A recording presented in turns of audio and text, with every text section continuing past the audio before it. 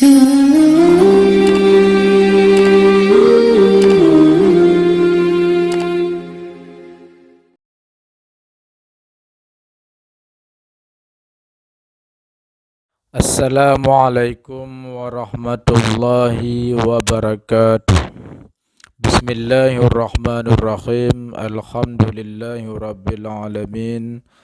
Asyhadu an la ilaha illallah wa asyhadu anna Muhammadar Rasulullah. Allahumma shalli wa sallim ala sayyidina Muhammadin wa ala alihi wa sahbihi ajma'in. Amma ba'du.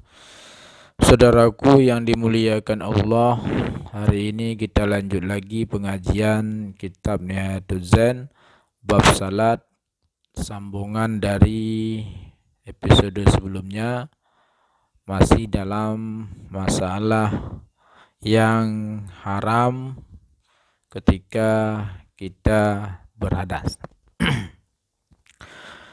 Langsung saja saya baca kitabnya. Qala al-musannifu rahimahullah wa nafa'ana bihi wa bi'ulumihi fid daraini amin. Summa 'inda massil qubuli, kemudian ketika menyentuh kubul, in kana kullun minal massi wal mamsusi, jika adalah tiap-tiap daripada penyentuh dan yang disentuh, wadihan, itu jelas. Makna jelas di situ, yang menyentuh adalah laki-laki atau perempuan, yang disentuh itu jelas.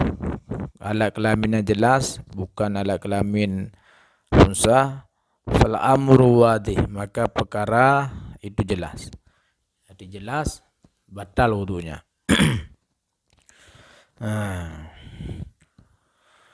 Wa kadza in kanal massu muskilan, dan begitu juga jika adalah penyentuh itu muskil. Muskil itu artinya khunsa. Khunsa itu bencong kalau bahasa sekarang yang vulgar sekarang. Jadi wal mamsus wadihan, dan yang disentuh jelas. Yang sentuh itu bencong, yang disentuh itu orang jelas alat kelaminnya. Jadi itu hukumnya juga batal wudunya. Wa amma aksu hazi, dan adapun kebalikan daripada ini, yang sentuh jelas dan yang disentuh tidak jelas, muskil. Wahya, dan bermula dianya, an yakuna masu, bahwa adalah penyentuh itu jelas. Wa mamsus muskil, dan yang disentuh itu muskil. Fa in massa alaten, maka jika menyentuh oleh penyentuh akan dua alatnya, jami'an semuanya, fal amru dahir, maka perkara itu jelas juga. Jadi kalau disentuhnya kedua-dua alat kelaminnya, maka itu batal juga wudunya.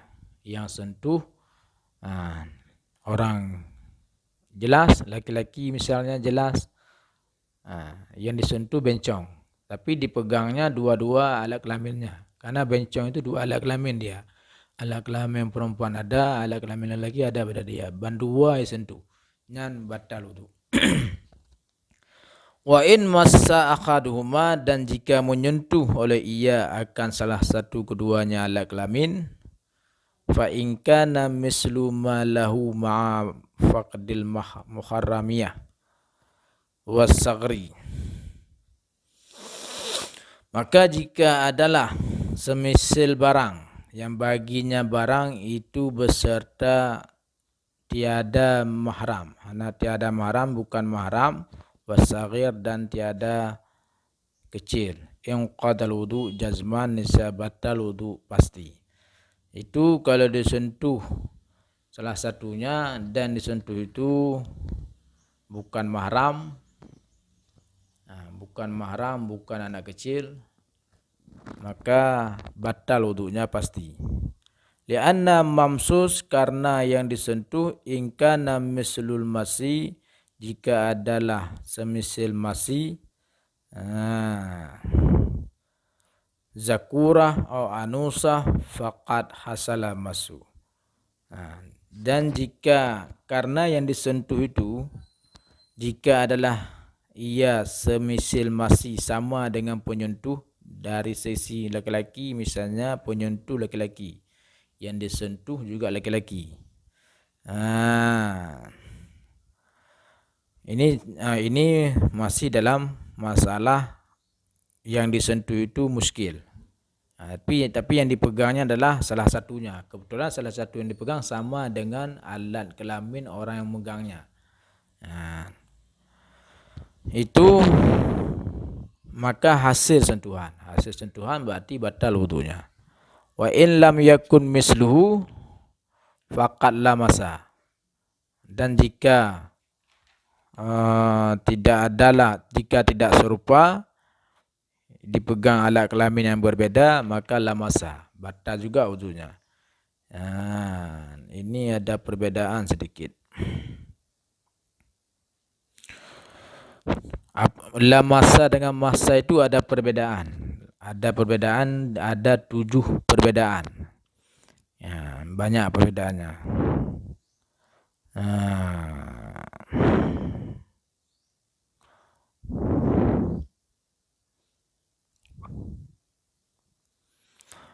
Kalau di sini ada bahwa menyentuh itu lamasa itu terkhusus dengan anggota. Biarlah masuk ini khusus dengan batin telapak tangan. Yang kedua harus pada melamasu dari min ikhtilafil jenis, berbeda jenis. Biarlah masih.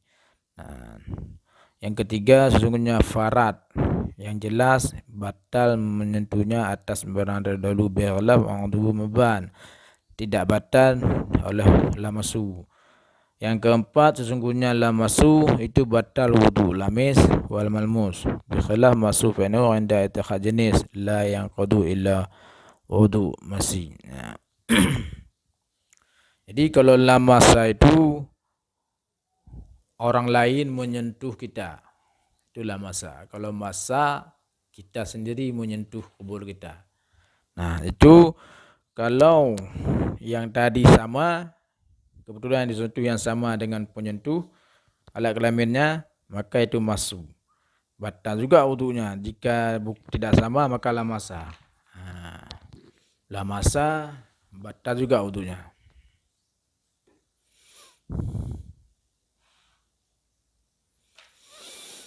Wa in kana ghairu ma lahu, dan jika adalah bukan barang baginya atau semisalnya beserta mahramnya atau saghir anak kecil, fala naqda maka tidak batal.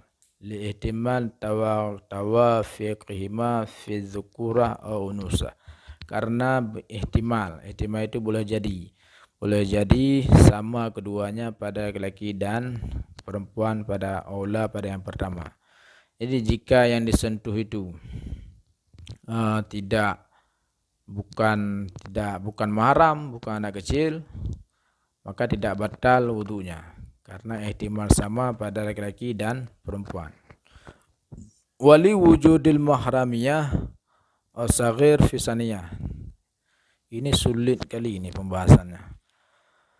Dan karena ada mahram dan anak kecil pada yang kedua. Wa in kana kullun minal masi, dan jika adalah tiap-tiap daripada penyentuh dan disentuh itu muskil, penyentuh muskil, bencong juga, dan yang disentuh juga bencong. Fala budda minal masi alatan jami'an, maka harus daripada menyentuh dua alat semuanya. Ya annahuma, karena keduanya alat, ingkana jika adalah keduanya itu laki-laki keduanya, faqad massa ala tazakurah, maka sungguh telah menyentuh oleh ia akan alat lelaki.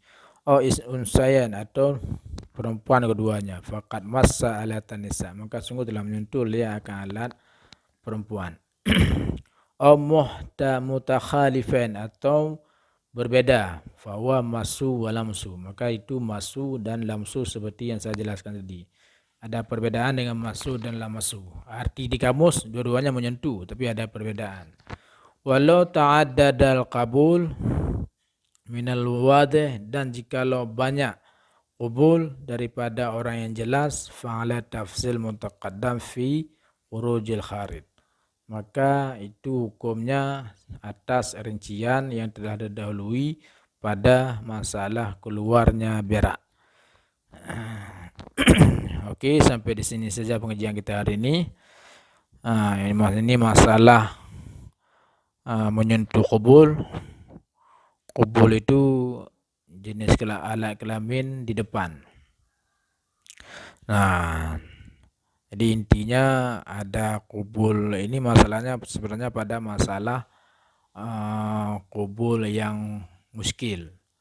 Nah, kalau kubul yang orang yang jelas itu jelas hukumnya. Kalau kubul muskil ada rincian sedikit tadi. Rinciannya ada yang batal, ada yang tidak batal kalau sudah jelaskan di depan tadi. Oke, kalau ada pertanyaan nanti silakan ditanya di bawah ini. Di kolom komentar. Wabillahi taufiq hidayah. Assalamualaikum warahmatullahi wabarakatuh.